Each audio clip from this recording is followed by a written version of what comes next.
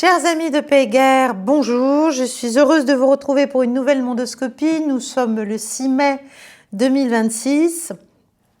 D'abord, avant toute chose, soyez gentils si vous aimez évidemment ce que vous entendez, ce que vous écoutez, soyez gentils de liker, de partager, de commenter cette vidéo, de vous abonner à la chaîne, ce n'est pas compliqué. Ce serait formidable si tout le monde osait le faire ou le faisait, ça n'est quand même pas, ça ne sent pas le soufre, hein, Paix et Guerre. Et puis bien sûr, si vous souhaitez en avoir plus, entre guillemets, pour une somme malgré tout modique, eh bien, venez me rejoindre au sein du Cercle des Amis de Paix et Guerre.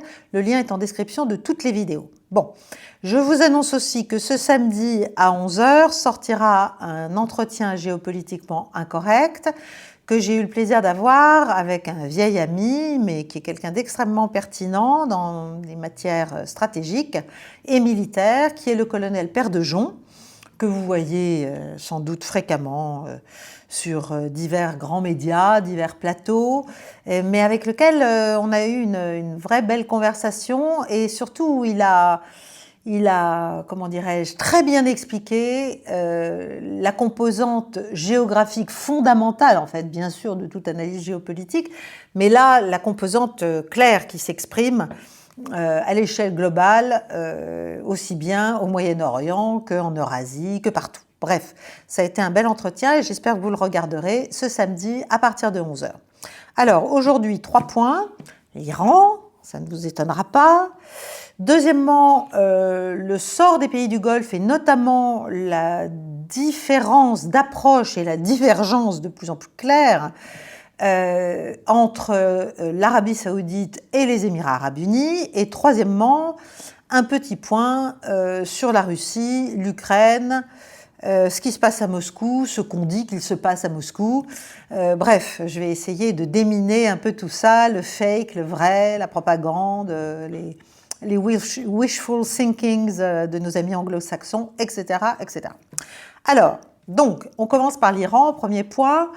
Bon, ben vous avez vu que Trump, pour se sortir de la contrainte de devoir demander la poursuite de la mise en mouvement et du maintien de son armada dans le Golfe avec l'opération Epic Fury, a déclaré que la guerre était gagnée, n'est-ce pas, et que Epic Fury n'avait plus lieu d'être. Donc il a fait ça juste au moment où il devait rendre des comptes, en fait, et demander au Congrès, au titre de ce qu'on appelle la War Powers Act, eh bien de nouveaux pouvoirs au Congrès pour pouvoir poursuivre l'opération. Donc, exit Epic Fury et entre en scène une nouvelle opération dite humanitaire qui s'appelle Project Freedom. Ça a commencé lundi matin, c'est déjà en panne parce qu'évidemment c'est infaisable en tant que tel. Alors, la caractérisation humanitaire, bah, évidemment, ça sert à Trump de prétexte pour dire, regardez, on va au secours de ces malheureux marins qui sont bloqués de l'autre côté d'Ormuz et qui vont finir par tous mourir de faim, de soif et de je ne sais quoi. Mais c'est surtout une façon de dire, regardez, c'est humanitaire, donc si les Iraniens nous tirent dessus, n'est-ce pas, eh bien, ce sera un prétexte en or pour relancer les hostilités. Bon. Alors, le problème, bah, c'est que ça ne marche pas très bien, parce qu'à vrai dire, si vous écoutez tous les analystes un peu sérieux, qui sont américains d'ailleurs, eh bien, ils conviennent tous du fait que pour que Project Freedom, donc Project Freedom, je ne l'ai pas dit, mais tout le monde l'a compris, c'est la déclaration américaine qui dit bah, maintenant on va escorter, n'est-ce pas, les navires pour qu'ils puissent passer Ormuz librement.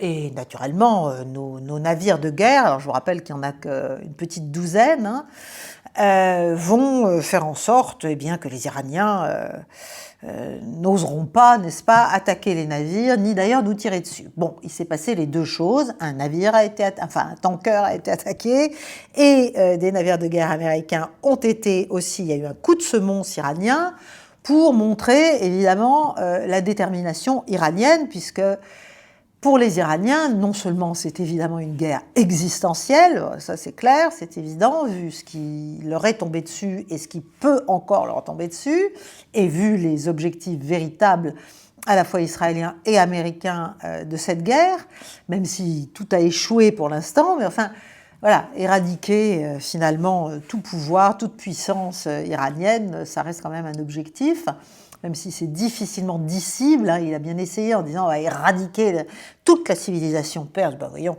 voilà, c'est tellement recevable. Ça a été très mal reçu, donc en fait, Trump a rétropédalé aussi là-dessus.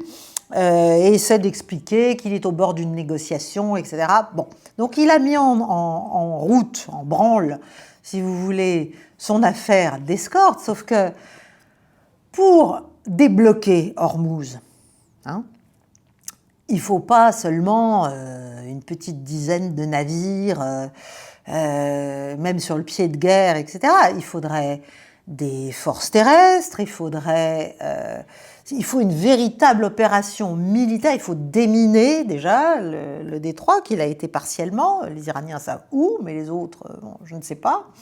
Ensuite, il faut casser toute la flotte des mini-sous-marins iraniens, il faut casser bien sûr toute la flotte, alors là ils en auraient mis hors d'état d'agir 7, mais je crois qu'il y en a une bonne quarantaine, hein, ce qu'on appelle les fast boats, enfin les petits bateaux extrêmement rapides qui vont à l'abordage des tankers et qui leur tirent dessus. Ça veut dire bien sûr désactiver ou rendre impraticable tout l'appareil iranien de drones et de missiles. Enfin, si vous voulez, c'est n'importe quoi en fait cette idée. Bon, mais voilà, étant donné que on ne sait pas reconnaître qu'on s'est planté dans les calculs initiaux, on ne sait pas reculer pour essayer de trouver un compromis qui permette aux États-Unis de rentrer dans leur pénate et surtout de ne pas plonger le monde entier dans une crise énergétique, industrielle, de transport, alimentaire, enfin bref, eh bien voilà, il fallait trouver autre chose qui permette de bomber le torse et de dire « regardez ce que je suis capable de faire ». Donc concrètement, qu'est-ce qui s'est passé ?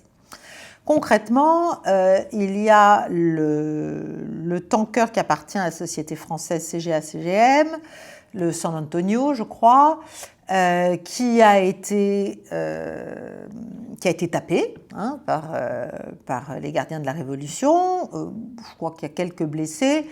Les Français s'est empressés de dire que ce n'était pas la France qui était visée, ce qui est clairement le cas. Ce n'est pas du tout la France qui est visée. Ce qui est visé, c'est le fait de ne pas respecter les règles posées par les Iraniens pour la traversée du détroit d'Ormuz. Alors vous me direz, mais enfin c'est scandaleux, c'est une voie internationale. Mais non, ce n'est pas une voie internationale, puisque ce sont les eaux territoriales iraniennes, les eaux territoriales omanaises, et d'ailleurs les navires, les vaisseaux, les tankers et tout ça, c'est plutôt du côté iranien qu'ils doivent passer à cause de la profondeur. Donc, si vous voulez, ce n'est pas des eaux internationales. Donc Trump ment, bien sûr, comme d'habitude. On commence à avoir l'habitude de voir le président américain dire des choses totalement folles. Alors, soit on lui ment et il répète des mensonges, soit il se dit ça va passer, une question de posture. Bon, très bien. Donc, le secrétaire d'État américain à la guerre, Pete Hegseth, a dit si l'Iran n'arrête pas sa politique d'extorsion, puisque vous savez que maintenant ils veulent de l'argent, en fait, hein, pour essayer de compenser les dégâts qui ont été faits sur leur sol par l'attaque américaine et israélienne, eh bien, à ce moment-là, les Américains passeront à l'attaque. Donc, ils sont en train de se mettre en position d'avoir des raisons, ou en tout cas des arguments, en tout cas un narratif adapté, pour pouvoir justifier la reprise des attaques. Ce qui est quand même assez fou, considérant ce qui risque de se passer s'ils le font. Bon. C'est quand même eux qui ont attaqué Hormuz. Hormuz était libre à la circulation de tout le monde jusqu'au 28 février, il ne faut pas l'oublier. C'est pas... Voilà, tout ça c'est de la réplique à des attaques. Bon. Donc, Trump, je pense que là, les Américains ont essayé de tester avec Project Freedom, avec le lancement là, lundi, les premières escortes, et ils ont testé un peu les eaux, quoi. C'est le cas de le dire, et ils ont testé surtout la détermination iranienne qui est qui ne peut pas être autre chose qu'infaillible et que radical, parce que si jamais les Iraniens montrent que ils ne sont pas prêts à réagir et voire même à taper s'il le fallait, et donc à endurer des représailles à leur tour, un navire américain, eh bien évidemment ça va encourager les uns les autres, et même les Européens, pourquoi pas, hein, qui cherchent à se retrouver les bonnes grâces de Trump par rapport à l'Ukraine, et qui, s'ils considéraient que les Iraniens ne risquaient pas de taper leurs navires, ou leurs tankers, eh bien, pourraient se dire qu'ils joignent dans une mission aussi à visée humanitaire le dispositif américain. Donc, si vous voulez, les enjeux sont extrêmement lourd pour tout le monde, mais surtout pour l'Iran, qui est face à tout cela. Bon. Alors, là, Trump a dit, bon, je laisse encore quelques jours à Project Freedom, je le mets en suspens, mais je laisse quelques jours donc au cessez-le-feu, qu'il a en fait de fait rompu, même si on fait semblant de ne pas voir que c'est rompu, pour laisser de la chance à la négociation. Alors la question, c'est où en est-on des négociations indirectes entre les Iraniens et les Américains, sachant les exigences des uns et des autres, et sachant la position de l'Iran, qui est désormais de dire, alors le nucléaire, vous oubliez, hein, nous n'avons aucunement l'intention de renoncer à enrichir notre uranium à visée civile, hein, pour des objectifs civils, c'est pas vous qui allez nous dire combien, comment, quand, et bon. On parlera de tout ça quand vous aurez levé ou très très fortement allégé les sanctions, quand vous aurez dégelé nos avoirs et quand vous vous serez engagé devant le monde entier, c'est-à-dire je pense devant le Conseil de sécurité, à une non-agression durable de notre pays. Voilà. Et cette non-agression doit évidemment s'étendre à Israël, c'est-à-dire que les Américains doivent être capables de faire pression pour qu'Israël lui-même ne poursuive pas ses attaques. Donc on est quand même très très loin de ce que veulent les Américains, c'est-à-dire fin du programme, de tout programme nucléaire, fin du programme balistique, fin du soutien au proxy, et si possible le régime change, n'est-ce pas, que tous les dirigeants iraniens tombent dans une trappe et n'en ressortent jamais. On est quand même très très loin de tout ça. Donc je ne vois pas très bien ce qui peut se négocier, et c'est ça qui est inquiétant, parce que si à un moment donné la posture américaine devient intenable, parce qu'elle est toujours trop jusqu'au boutiste, si vous voulez, trop extrême, trop léonine, trop unilatérale, et que Trump a le choix entre vraiment montrer à la terre entière, y compris à ses alliés, qu'il se fait humilier dans les grandes largeurs par l'Iran, sous le regard goguenard des Chinois et des Russes notamment, eh bien, il peut être tenté de dire, puisque c'est comme ça, allez, on y va et on va y arriver, etc. Alors, on sait que le Pentagone et que beaucoup au Pentagone sont quand même très, très prudents et très inquiets d'une reprise des attaques par rapport à leur stock, par rapport à leur posture, par rapport à ce qu'ont montré les Iraniens, par rapport à ce qu'ils peuvent encore faire comme dégâts, par rapport aux alliés dans le Golfe, par rapport à tout. Bon. Mais ça ne veut pas dire qu'ils ne sont pas capables, et si Trump le demande, à un moment donné, ils devront le faire. Ils vont peut-être être obligés d'aller au choc. Bon. Donc, voilà, il y a même certains bruits qui disent que ça pourrait être pour demain ou vendredi matin. Enfin bon, ça c'est le fameux Larry Johnson qui dit que lui, il a des sources qui lui disent que c'est vraiment, voilà, ils ont le doigt sur la gâchette là. Donc, pour l'instant, en tout cas, les escortes militaires américaines dans le détroit d'Ormuz sont suspendues, les opérations navales de Project Freedom aussi, soi-disant à la demande du Pakistan, soi-disant parce qu'il y a des progrès vers un accord, en disant que le blocus naval, qui est donc en mer d'Arabie, bien plus bas et très symbolique américain, demeure. Mais bon, voilà, c'est de toute façon... et en plus, il n'y a pas eu d'ailleurs de commandant nommé, en tout cas peut-être là au moment où j'enregistre, mais hier soir, ce n'était pas le cas, de commandants américains pouvant commander tout un dispositif, et ce commandant devrait être a priori un général de l'armée de terre, entre guillemets, parce que ce n'est pas un aviateur qui peut commander un dispositif avec des forces terrestres, et ce n'est pas non plus un marin. Donc, voilà. Donc, on est dans cette espèce de test des eaux, de test de la détermination iranienne par les Américains, de nécessité pour les Iraniens de contrôler quand même l'escalade, de garder la domination dans le contrôle de l'escalade, mais de ne pas aller trop loin. Notamment, ils subissent quand même un certain nombre d'aimables conseils, voire de pression de leurs alliés chinois. Voilà, on en est là. Bon, on en est là.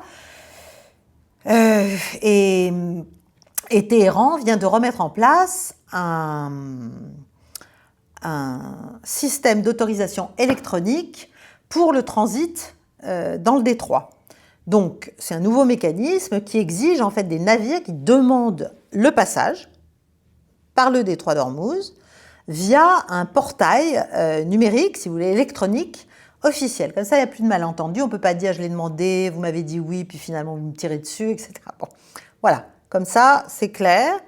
Et le corps des gardiens de la Révolution, qui domine clairement là, en tout cas d'après ce qu'on peut saisir, l'appareil politique et décisionnel iranien actuel, le corps des gardiens a averti que tout écart par rapport au couloir de sécurité approuvé serait confronté à une réponse décisive. Bon, c'est extrêmement clair et on peut se demander pourquoi le San Antonio, alors je ne sais pas, ils étaient sous pavillon maltais, mais pourquoi CGA-CGM a fait confiance à l'escorte américaine? Enfin, voilà, il n'y avait pas d'accord iranien. Et tout le monde le sait. Tous les navires de la terre savent qu'ils doivent demander l'accord des gardiens. Que ce soit scandaleux, que ce ne soit pas scandaleux, que ça leur coûte de l'argent, que ça ne leur en coûte pas. C'est comme ça que ça marche en ce moment. Nous sommes dans une guerre. Donc le fait qu'il ne l'ait pas fait, qu'il se soit imaginé que grâce aux Américains, il pourrait passer sans payer, entre guillemets, voilà, on se dit, mais vous le faites exprès, enfin, vous allez au-devant des problèmes, quoi. Vous cherchez les problèmes. Bon. Voilà, ce système est mis en place. Il faut savoir qui va le respecter, ne pas le respecter, mais je conseille quand même, vu de loin, comme ça, vu de mon bureau tranquille à Paris, je conseille quand même aux armateurs et aux capitaines de tous ces bateaux et tankers de ne pas prendre de risques inconsidérés. Alors, c'est vrai que la crise gronde, que les réserves de pétrole approchent leur plus bas niveau depuis 8 ans, que Goldman Sachs rapporte que les stocks mondiaux de pétrole raffiné commercial ont chuté à 45 jours, hein, c'est plus 3 mois, c'est 45 jours, 1 mois et demi de consommation à l'échelle mondiale. Que le commissaire européen à l'énergie a averti qu'on faisait face à une crise là, dont on voit clairement déjà, même nous ici en France, en dépit de tous les parachutes et tous les tampons mis en place existants, on voit bien qu'on fait face c'est un tsunami. Donc si vous voulez, un tsunami, vous voyez, la plage est calme, la mer se retire doucement, on se dit « oh, c'est étonnant, la mer se retire, c'est beau », et puis d'un seul coup, voilà, il est temps de courir hein, quand la mer se retire. Donc là, le monde fait face quand même à une potentielle crise énergétique extrêmement grave. Voilà, pour le commissaire européen, c'est la plus grave de l'histoire, ça j'en sais rien. Et alors au même moment, les États-Unis, sur un autre registre, rédigent une résolution du Conseil de sécurité de l'ONU. On va voir si les Chinois et les Russes s'y associent, sur la navigation maritime. Donc c'est un projet de résolution qui est coparrainé par l'Arabie Saoudite, par le Qatar, par les Émirats, par Koweït, par Bahreïn, qui appelle bien sûr à la fin des opérations de pose de mines iraniennes, bon ça, voilà, et à la fin de tout péage, parce que c'est quand même une affaire de fric à la fin, une affaire d'argent. Dans le détroit d'Ormuz, vous me direz, il y a le canal de Panama, à ma connaissance, on paye, enfin il y a des endroits où on paye, hein, mais enfin bon. Voilà, donc,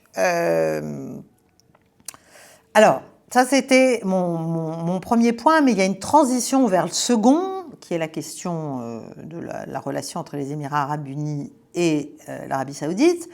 Et là, la transition, c'est de vous parler des frappes iraniennes qui ont eu lieu sur les Émirats arabes unis, sur, je crois, Fujairah, sur des raffineries, sur... Bon. Les Émirats se sont évidemment indignés, insurgés, et ont expliqué que Téhéran attaquait les Émirats avec des missiles, avec des drones, et la réponse iranienne ne s'est pas fait attendre et elle a remis les choses dans le bon sens, évidemment, en rejetant les accusations émiraties sur le thème « ce ne sont pas des attaques, ce sont des actions défensives ». Et pourquoi défensives? Parce que vous vous associez à nos ennemis. Alors, non seulement, effectivement, les Émirats arabes unis se sont associés au début, là, le 28 février, au début des frappes américaines et israéliennes vers l'Iran, contre l'Iran. Mais là, en plus, pour se défendre, ils ont fait appel à Israël, duquel ils se rapprochent sensiblement, enfin ça se voit de plus en plus, et ils ont fait appel d'ailleurs au dôme de fer, sans succès, d'ailleurs ça n'a, je crois, pas vraiment marché ni protégé les Émirats. Mais en tout cas, du point de vue iranien, si vous voulez, la collusion est évidente entre les Émiratis, les Israéliens et les Américains. Bon, donc eux, ils considèrent qu'ils n'attaquent personne, ils se défendent, voilà. Et donc, ce sont des allégations incorrectes selon le ministère des Affaires étrangères iranien. Et si les Émiratis continuent à participer à l'escalade des provocations américaines, qu'ils appellent terroristes, hein, et qui se font sous couvert mensonger d'une action humanitaire, parce que ça, bon, les Iraniens ne sont pas dupes, évidemment. Et tout ça, évidemment, cette attitude émiratie est en contravention complète de ce qui pourrait s'appeler une politique de bon voisinage, mais aussi, bien sûr, des principes de la Charte des Nations Unies. Bon, bah, ça, c'est évident, l'action américano-israélienne est totalement illégale. Bon, ça, voilà, il n'y a pas eu de mandat, il n'y a rien eu, il n'y a pas eu de résolution. Vous me direz, c'est pas la première fois, mais néanmoins, voilà, les Iraniens le rappellent.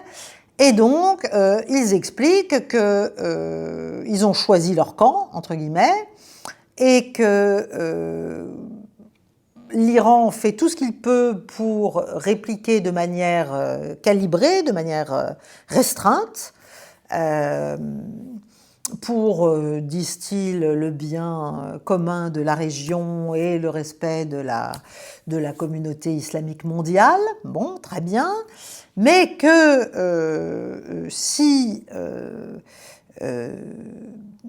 comment dirais-je, si ça continue, en gros, bah, l'Iran n'hésitera pas à défendre ses intérêts nationaux, évidemment, et qu'il y aura des conséquences extrêmement dangereuses pour les Émirats arabes unis. Bon.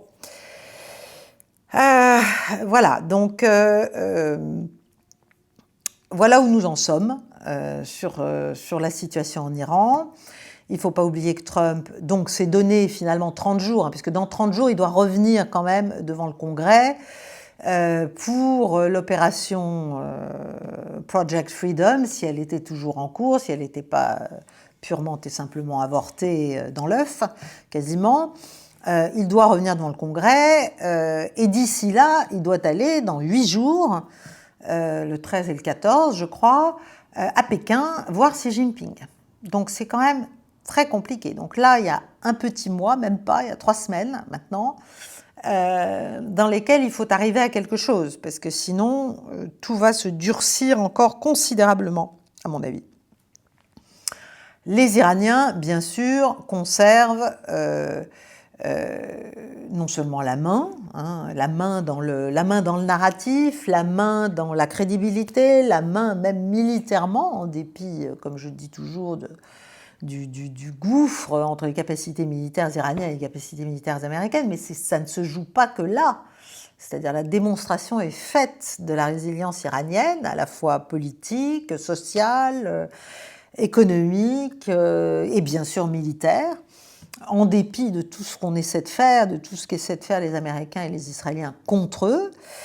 Et puis, il y a ce soutien surtout russe et chinois dont je vous ai déjà parlé, qui est de plus en plus visible et désinhibé, lui aussi.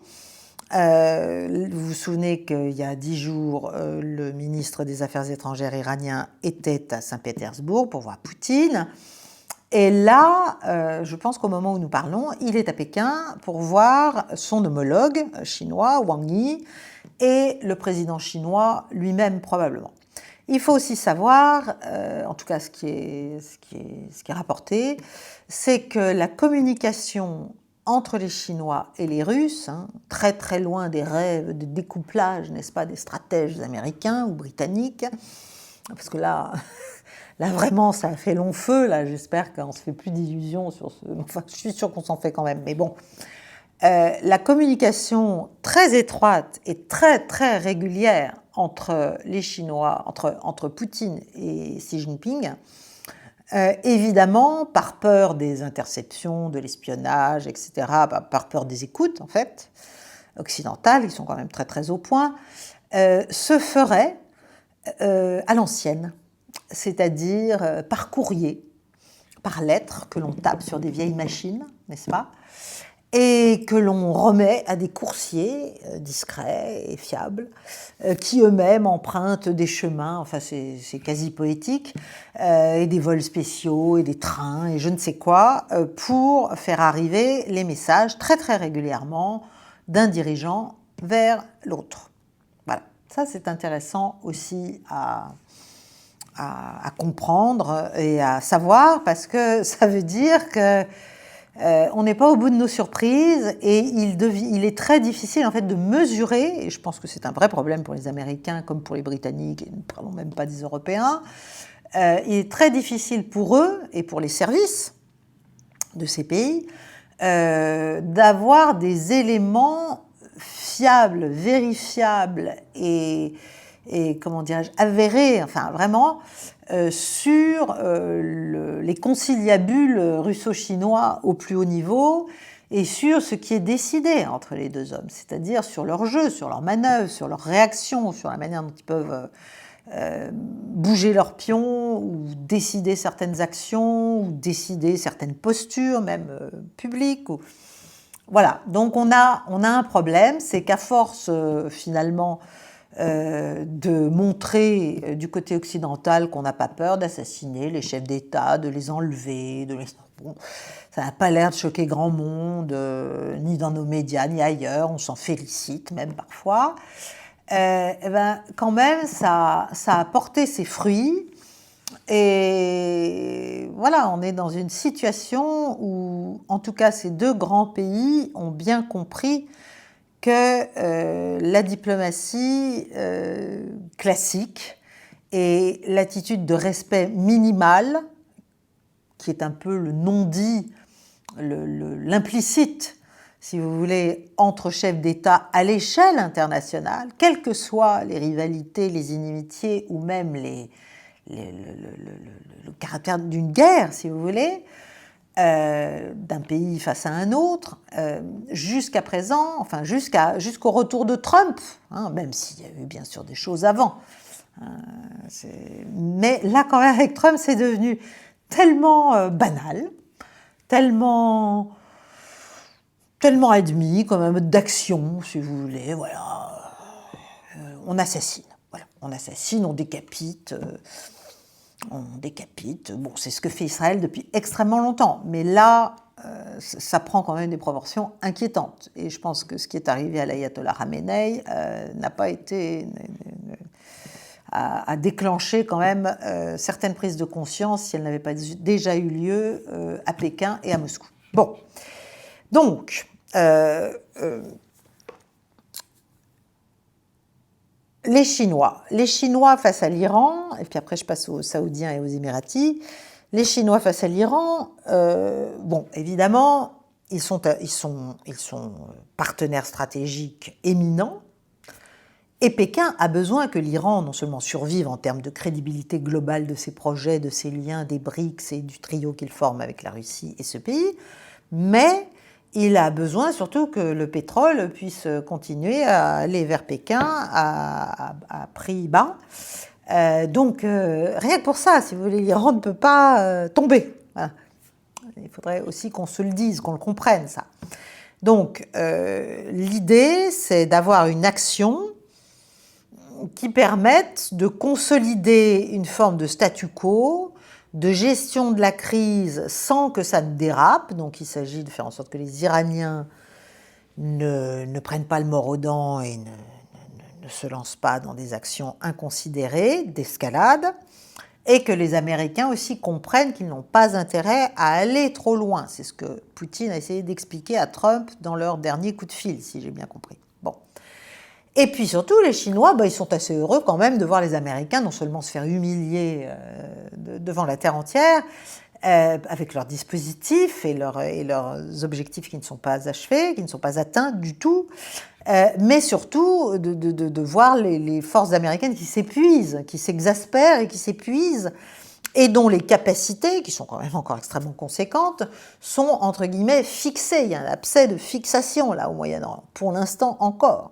Et quand elles sont fixées là, elles ne peuvent pas être ailleurs. Bon, donc ça, évidemment, c'est un peu du pain béni pour Pékin, et ça donne le rôle aux Chinois, le rôle qu'ils aiment, c'est-à-dire le rôle du gestionnaire de la crise, gestionnaire bienveillant, gestionnaire souhaitant remettre sur de bons rails une nouvelle forme de gouvernance mondiale, plus équitable, moins sauvage, et surtout tourné vers le commerce, vers d'autres formes en fait de puissance et d'influence.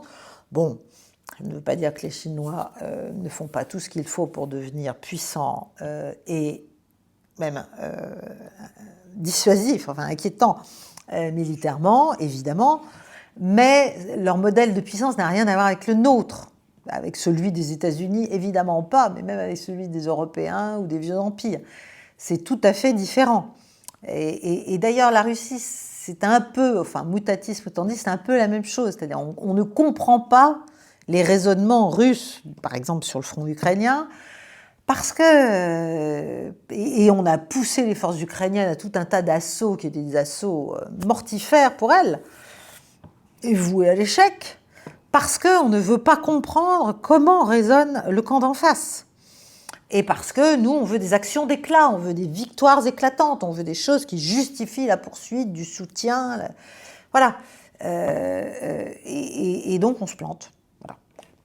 Alors, en tout cas, donc, Pékin a tout à gagner à calmer le jeu, à retenir les Iraniens et à faire en sorte que les Américains comprennent qu'il n'est pas de leur intérêt, en tout cas pas de celui de Trump, de lâcher la bride au plus va-t-en-guerre de ses grands subordonnés ou de ses grands soutiens, n'est-ce pas je pense évidemment à tous les Rubio, tous les comment ils s'appellent, Lindsey Graham, enfin tous ces gens, Kellogg, tous ces gens qui en fait veulent que la guerre se poursuive. Voilà, d'une manière ou d'une autre. C'est-à-dire ils ne voient pas d'autres moteurs sûrs de la poursuite de la puissance américaine et du rétablissement de son hégémonie, parce qu'elle n'est quand même pas, elle n'est plus du tout en place,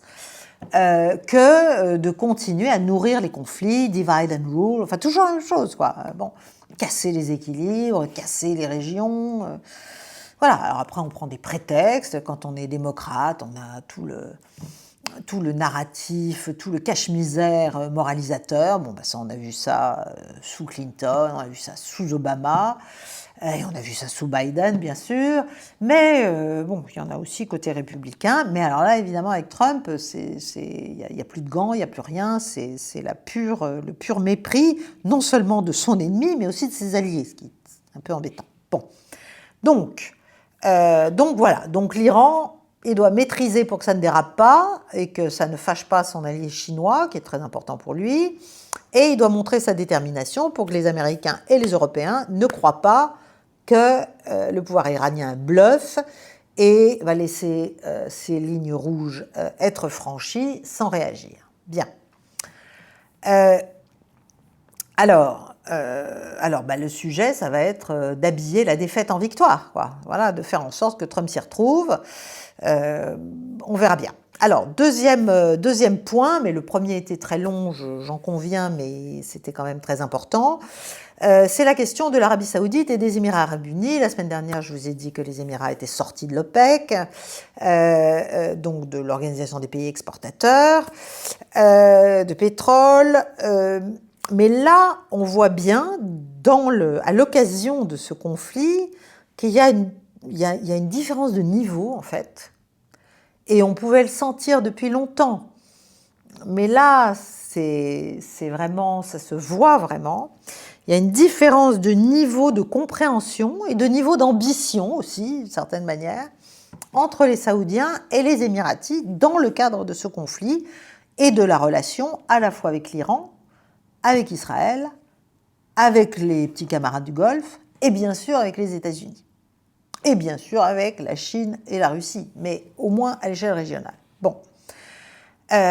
Si vous voulez, l'Arabie Saoudite, c'est clair qu'elle a des ambitions et que pour ses ambitions économiques, sociales et stratégiques, c'est-à-dire de devenir le pôle de la stabilité régionale sunnite, y compris contre tous les autres, y compris contre la Turquie d'ailleurs, à l'échelle donc de l'Oumma, on va dire, elle change de catégorie là et elle devient cette puissance régionale et elle se veut pivot de stabilité. Et si on se veut pivot de stabilité, évidemment, il faut être très habile, parce que tout est fait pour vous aligner, pour vous entraîner dans un alignement dangereux qui peut relancer l'instabilité au lieu d'essayer d'apaiser le problème. Bon. Donc, les accords d'Abraham, dans lesquels Israël et Washington espéraient la coincer, la faire entrer finalement, ils sont quand même très mal en point. Et je pense qu'en fait, les Saoudiens ont juste compris que l'Iran était très très loin d'avoir perdu et au contraire allait s'affirmer comme une puissance régionale et qu'il allait falloir faire avec. Je vous rappelle qu'en 2023, il y avait un début de normalisation entre les Iraniens et les Saoudiens, qui a été mis en panne par le 7 octobre, par ce qui s'est passé après, et depuis. Voilà. Mais les Émirats, eux, ils ne sont pas du tout dans cette... ils ont réagi très différemment.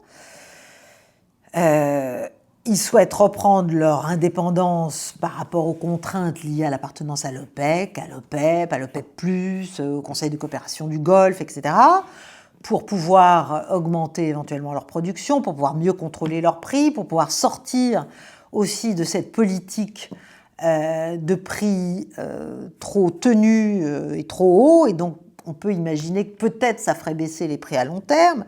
Mais surtout, ils ont fait un choix politique dans ce conflit très vite, c'est-à-dire ils se sont alignés sur les États-Unis et sur Israël. Et ça, c'est un calcul extrêmement dangereux, périlleux, aléatoire et peut-être très mauvais. Parce que, bien sûr, en fait, ça nourrit la dynamique, si vous voulez, du conflit, qui a été voulu par les États-Unis et Israël et auquel répond l'Iran. Et donc, ça les entraîne dans un alignement qui est en fait tributaire du succès de la manœuvre américano-israélienne. Si ça ne marche pas, si ça plante, ils vont être plantés avec. Voilà. Donc, c'est quand même assez embêtant. Ils seront peut-être obligés de revenir un peu morveux, un peu en rampant, si j'ose dire, demander le soutien de l'Arabie Saoudite. L'Arabie Saoudite a agi manifestement, enfin, bon, on le voit, plus habilement. Donc, d'abord, ils sont liés par un accord de défense, enfin de sécurité avec les Pakistanais. Ils ont un accord de défense mutuelle, si vous voulez, les Saoudiens. L'Iran, lui, est en relation avec le Pakistan, d'où la capacité aussi du Pakistan de pouvoir agir intelligemment. Et il n'est pas seulement médiateur dans le conflit avec les États-Unis, il gère aussi la relation saoudo-iranienne. Le Pakistan est aussi soutenu par la Chine, il ne faut pas l'oublier. Et donc, les frappes iraniennes, d'ailleurs, sur l'Arabie Saoudite n'ont pas été du même niveau que celles qui ont déjà eu lieu sur les autres pays du Golfe, et notamment sur les Émirats, parce que l'Iran a compris qu'il était aussi de son intérêt que l'Arabie Saoudite garde une forme d'indépendance, ne soit pas trop touchée, trop tapée, et donc trop obligée pas forcément de répliquer, mais en tout cas comment dirais-je, d'être en colère contre l'Iran, si vous voulez. Et donc, ça permet aux Saoudiens d'avoir des relations bonnes avec tout le monde, alors que les Émiratis, eux, ils ont une vision beaucoup plus étroite, beaucoup plus alignée, donc ils font le pari de la poursuite de la destruction, en fait, par les États-Unis, par Israël, de tous les centres régionaux de pouvoir, et au premier rang desquels, bien sûr, l'Iran. Les Saoudiens, ils ne veulent pas se laisser entraîner dans la guerre. Ils ont remis en action, enfin, ils ont leur pipeline Est-Ouest qui leur permet de maintenir leur production, qui est à peu près revenue à leur niveau d'avant la crise, 7 millions de barils jour. Donc, ils ne sont pas vraiment impactés par Hormuz, par le blocage d'Hormuz. Ils parient sur le fait que le rapprochement entre les Émirats arabes unis et Israël va affaiblir les Émirats arabes unis, ne serait-ce que politiquement, évidemment, et qu'ils reviendront donc vers eux. Ils ont fait aussi un accord avec les Houthis, ce qui leur permet de protéger leur pipeline de Yanbu, et donc de pouvoir exporter via la mer Rouge, et puis après de pouvoir descendre et de longer les côtes somaliennes et de sortir. Ça, c'est grâce au fait que les Houthis ne touchent plus leurs vaisseaux, ni leurs tankers. Donc, il y a ce que je veux dire, c'est qu'il y a une véritable diplomatie régionale qui est en train de se mettre en place, qui est clairement dirigée, par l'Arabie Saoudite. Et puis, il y a un axe dirigé peut-être, en tout cas prétendument, par les Émirats, mais qui mise sur des soutiens extérieurs et sur des soutiens eux-mêmes en difficulté. Ce sont les soutiens israéliens et américains. Donc, on voit bien les deux approches, les deux lectures en fait de ce qui se passe, et les deux lectures aussi de l'équilibre global. Et je pense que les Saoudiens ont compris qu'il était de leur intérêt de s'entendre en fait avec tout le monde, à vrai dire. Et que c'est comme ça qu'ils arriveraient peut-être à faire poids contre poids et à pouvoir espérer une cohabitation optimale, en tout cas, considérant les divergences des uns et des autres, à l'échelle régionale, qui ne peut qu'être favorable à leurs intérêts économiques et au projet pharaonique de Mohammed Ben Salman, du prince héritier. Bon. Troisième point, sans transition, Russie-Ukraine. Alors là, je vais commencer par le changement de ton qui est quand même, je vous ai déjà expliqué, il y a un durcissement clair du pouvoir russe qui commence à prendre la mesure de la guerre qu'on lui fait véritablement et du fait qu'il faut quand même à un moment donné se faire respecter.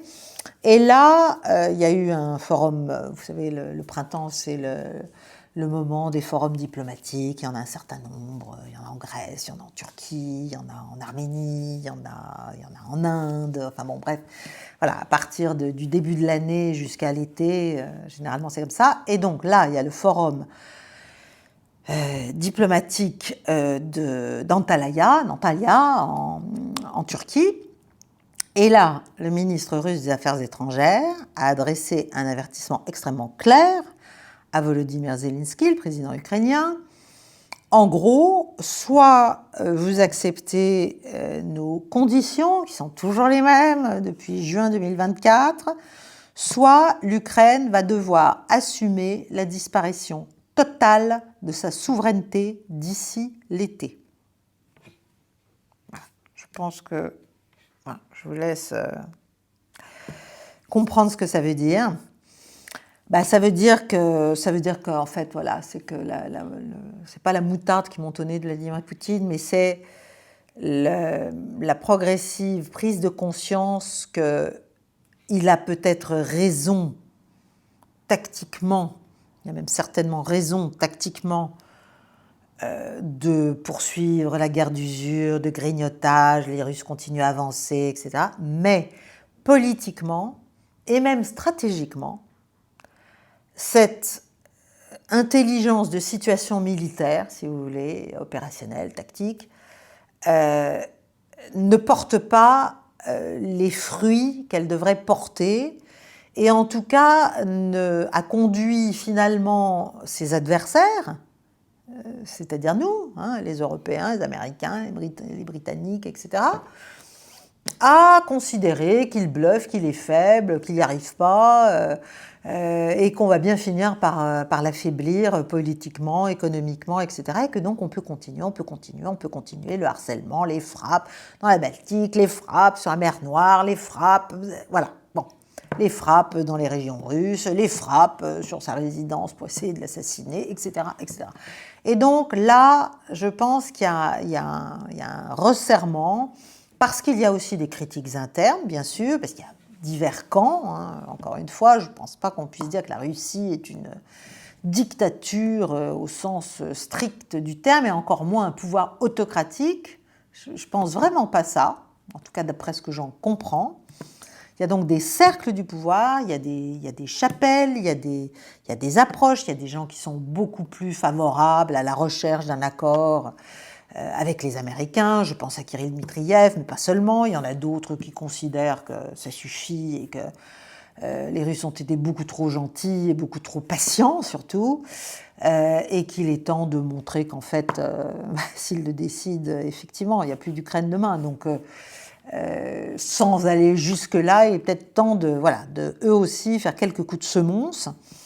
Alors, dans le contexte de ce durcissement mental, si vous voulez, des postures mentales russes, il y a là l'imminence, le 8 et le 9, donc demain on sera le 7, voilà, donc c'est 9, c'est samedi.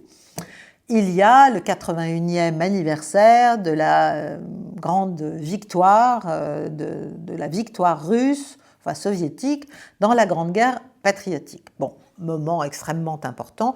J'ai l'impression que le dispositif militaire cette année, enfin le défilé, tout ça, a été revu à la baisse pour des raisons de sécurité.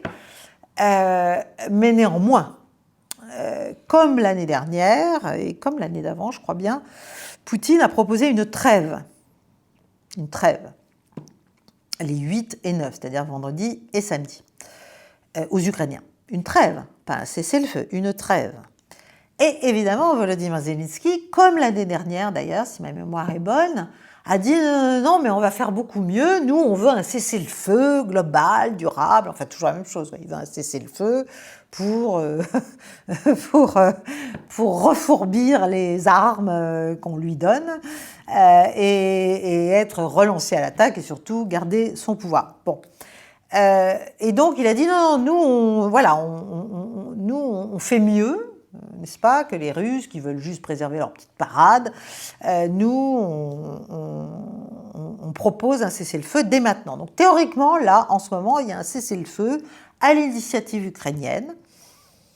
Alors, les Russes, eux, ne sont pas tenus par ça, puisque leur trêve commence vendredi, donc ils ont poursuivi leurs attaques. Mais du côté ukrainien aussi. Donc, si vous voulez, c'est un faux cessez-le-feu, c'est complètement fake. Les Russes viennent de détruire une 50aine de drones au-dessus de certaines régions russes, assez éloignées, et même de quartiers résidentiels proches de Moscou, et aussi sur la mer Noire, durant la nuit dernière. Donc, voilà où on en est.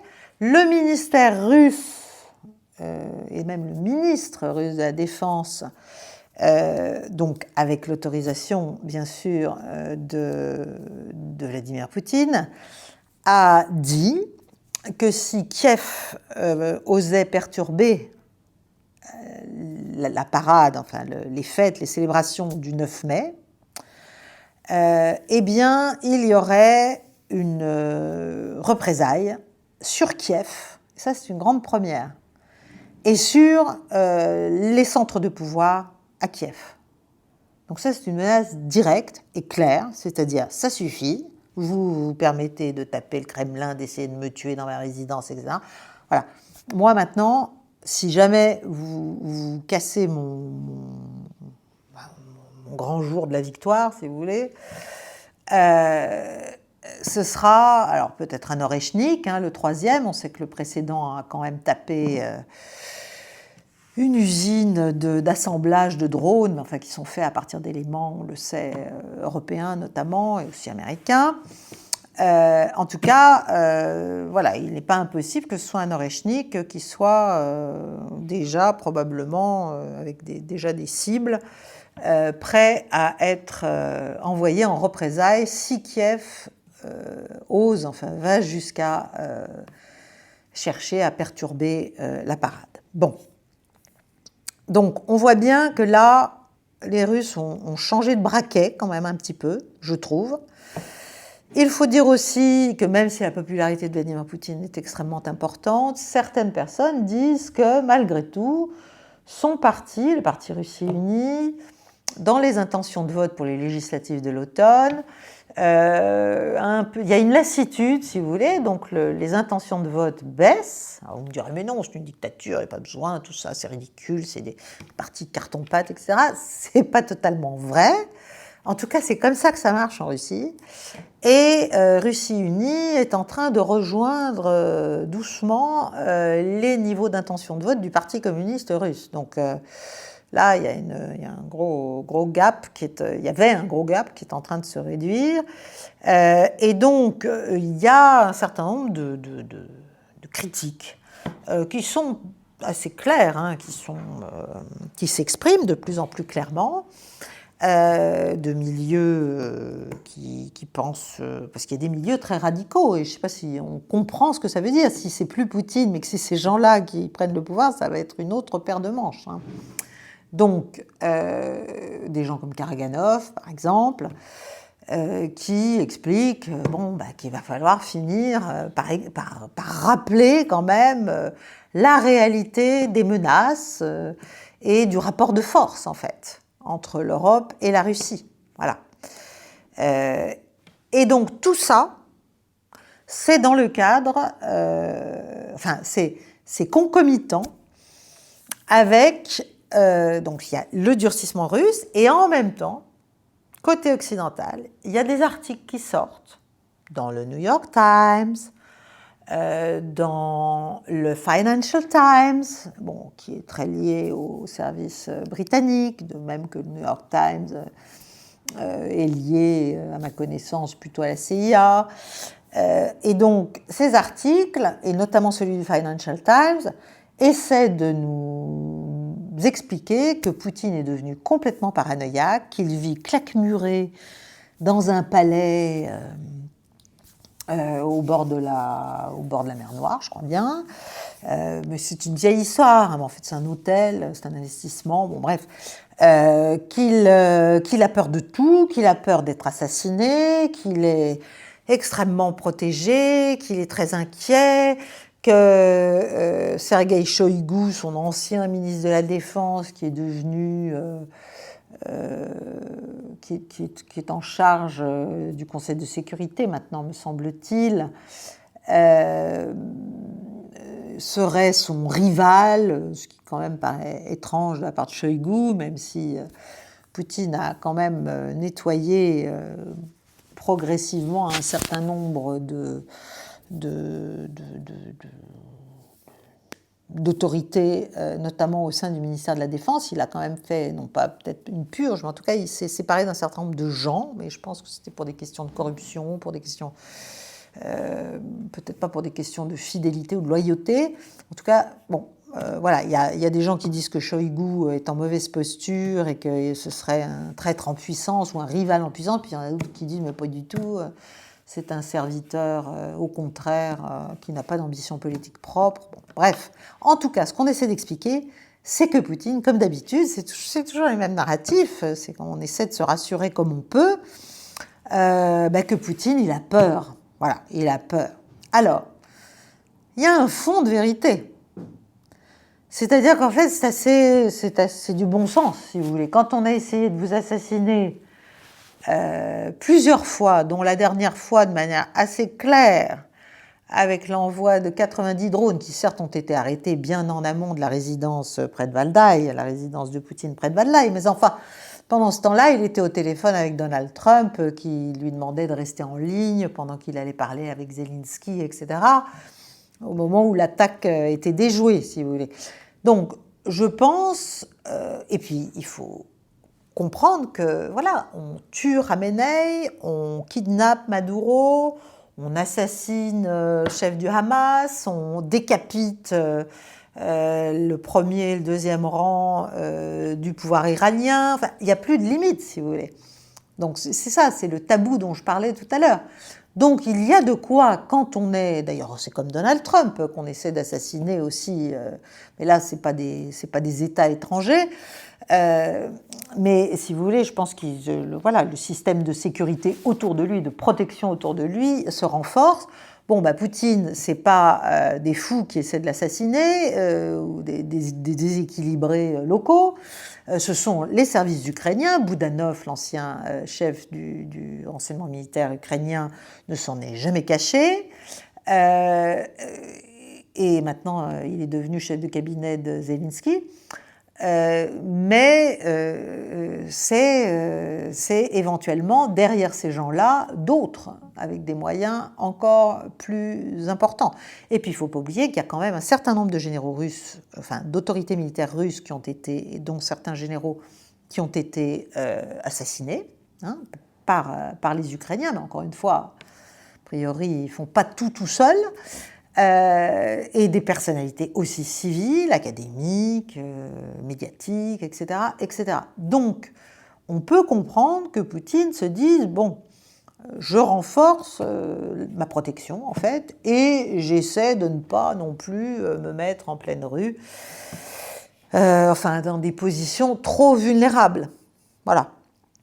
Je crois que c'est assez logique, mais ça ne veut pas dire, qu'il est devenu paranoïaque ou qu'il n'agit plus, si vous voulez, qu'il ne peut plus agir en tant que chef d'État, que sa pensée est brouillée par cette angoisse sur sa propre vie. Et deuxièmement, donc ça n'est pas un problème de faiblesse.